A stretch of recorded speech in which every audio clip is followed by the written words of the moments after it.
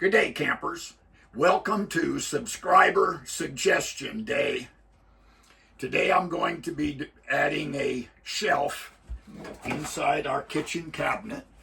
A lot of RV cabinets have wasted space in them, but if you add a shelf, that space is a lot more useful. The procedure for doing that is you take a piece of scrap cardboard. You can either use a box. This happens to be whatever they call this, craft stuff. I buy shelves from Lowe's. This one happens to be finished in black.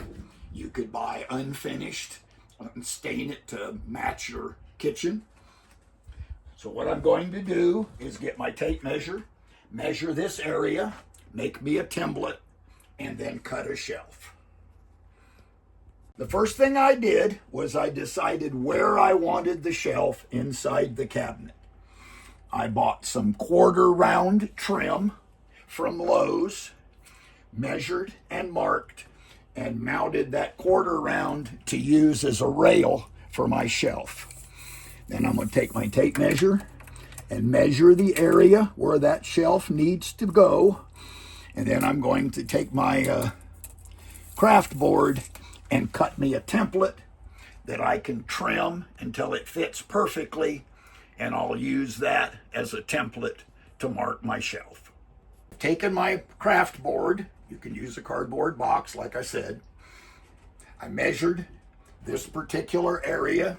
There is a brace in the back, so I cut a little notch out. I fit this, trimmed it, fit it, and trimmed it till it's exactly the right size. Next thing I'll do is take this, put it on my shelf, mark it, and cut it. You can use any one of a number of ways. You can use a jigsaw. I actually cut mine with the saw in my Leatherman.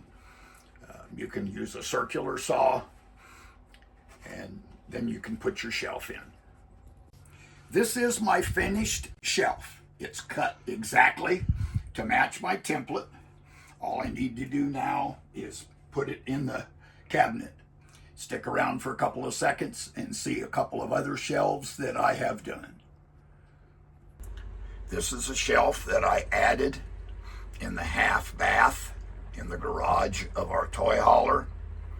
The procedure is the same as the shelf in the kitchen and in the master bath, although I did add a front piece to keep things from coming off this shelf during travel.